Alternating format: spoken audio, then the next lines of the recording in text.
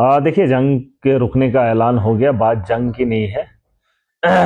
अगर पाकिस्तान ने इतना कुछ किया था, शुरू हुई थी, और फिर अगर भारत ने जवाब दिया था, तो फिर जवाब रुकना नहीं चाहिए था। जवाब ऐसा होना चाहिए जिसकी तैयारियां हम लोग कर रहे थे। जैसे हमारे इलाके के अंदर खिताई चिनाब हो, पीर पंजाल के अंदर बहुत नुकसान हुआ, लेकिन उस नुकसान का बदला का कैसे लेंगे? हमने तो 23 या 26 लोगों का बदला तो स्ट्राइक करके ले लिया, लेकिन उसके बाद जो उन्होंने किया उसका बदला कहाँ है? देखिए, मैंने ये कहा था कि जंग अगर छिड़ गई तो इसे अच्छे से खत्म करना है। अब अगर रोकी है तो अच्छे से रोक देना है। अगर फिर आतंकवाद यहां पर होंगे, आप तो सीज फायर बंद कर रहे हो, ठीक है, अमेरिका के कहने पे अमेरिका ने कहा जंग पर बंद कर दो तो कर दी, लेकिन हमारा क्या, जो लोग इस चीज को झेल रहे हैं, अमेरिका के फैसले हम मानते रहेंगे, फिर तो वो पाकिस्तान को आगे करता रहता है, या और सारी चीजें हैं। हमने अपने लोगों के मुस्तकबिल के लिए ये इस चीज को किया था।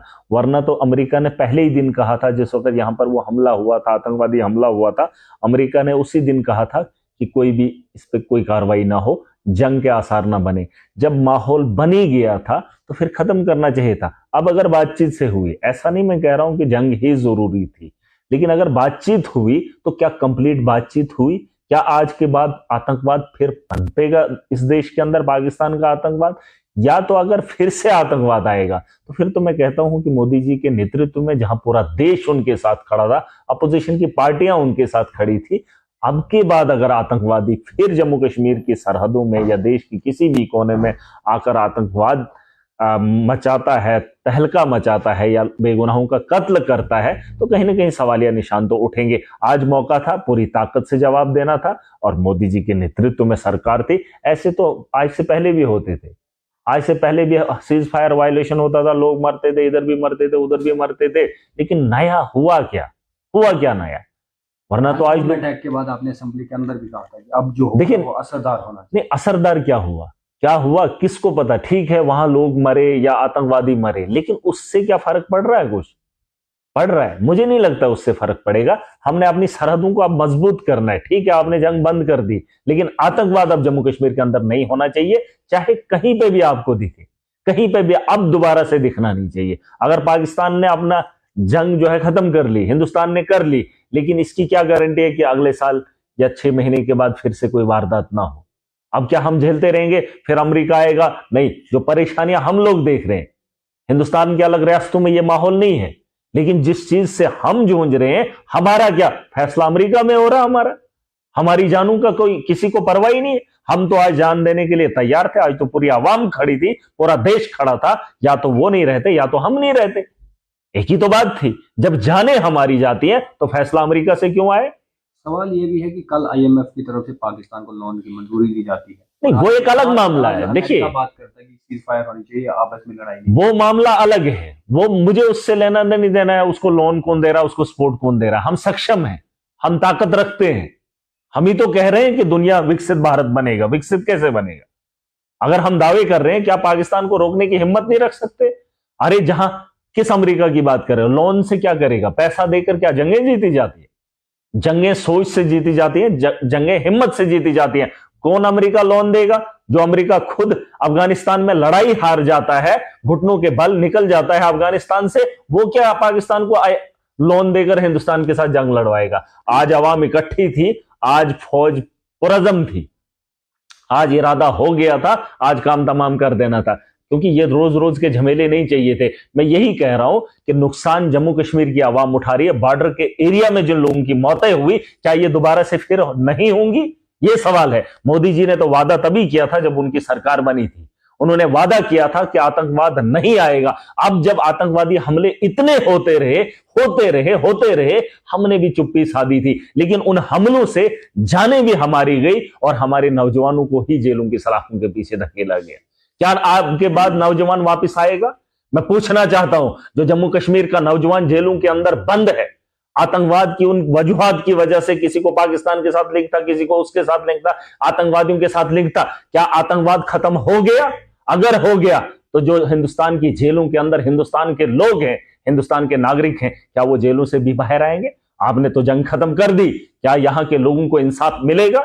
अगर कंप्लीट जंगबंदी हो गई है तो यकीनन मुझे लगता है कि भारत की सरकार और हिंदुस्तान के लोग इस बात को भी एक्सेप्ट करेंगे कि जो लोग जेलों के अंदर हैं उन्हें वापस घर बुलाया जाएगा, क्योंकि दोबारा अब पाकिस्तान इन्वॉल्वमेंट नहीं करेगा इस देश के बीते अंदर। 4 दिनों से जम्मू कश्मीर में बहुत, जैसे राशन की बात आपने फेसबुक पर जो है अपडेट भी किया, कहा कि लोगों को जरूरत है।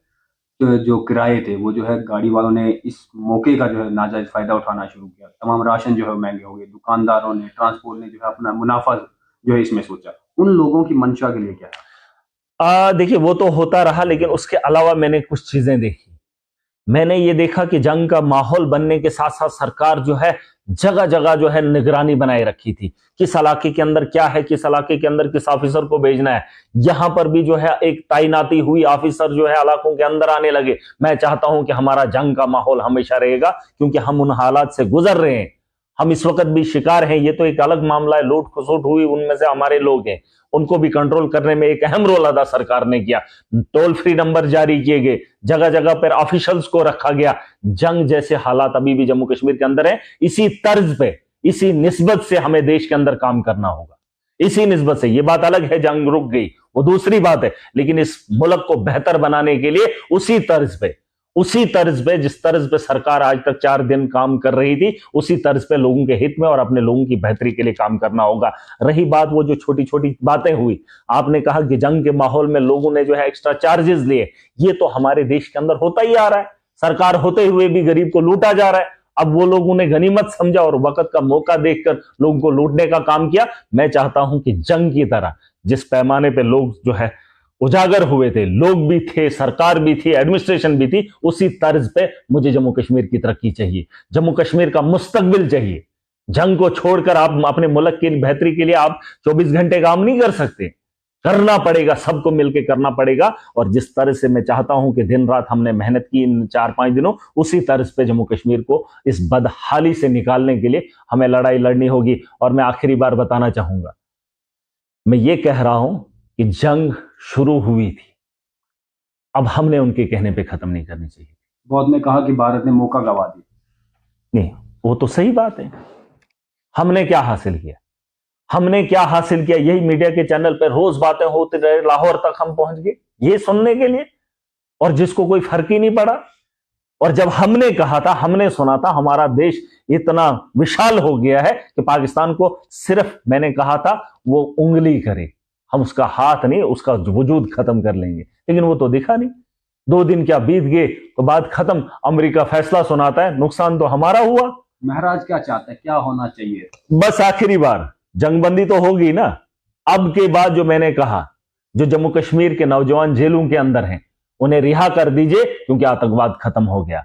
मुआहिदा ये नहीं खत्म हुआ कि अगर हमने जंगबंदी की है, सीज फायर किया है, आपने कंप्लीट जो है आतंकवाद को रोकने का अगर फैसला किया है तो फैसला ये सही है। वरना अगर आतंकवाद फिर से जम्मू कश्मीर में आएगा, फिर से नौजवानों को जो है मजबूर किया जाएगा, फिर से जेलों के अंदर डाला जाएगा, तो ये फैसला हमें मंजूर नहीं था।